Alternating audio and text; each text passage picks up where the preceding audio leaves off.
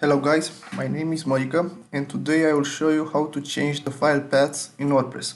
The default WordPress file paths look like this, composed of WP content, uploads, year and month, and then the file name.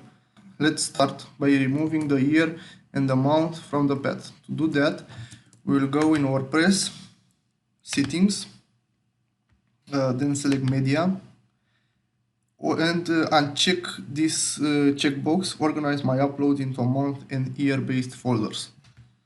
Save changes. In order to apply these changes, you have to go back in the posts and re-upload the file where you want to change the URL.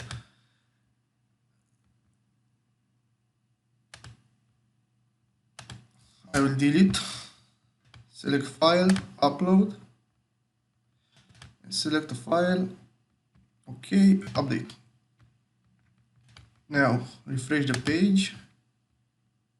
Let's see. As you can see, we don't have year and month. Step 2 is to replace the WP content and uploads from the path. To do that, we will go to plugins and install a new plugin, which is, and search for WP hide. It should show up. Yes, this one.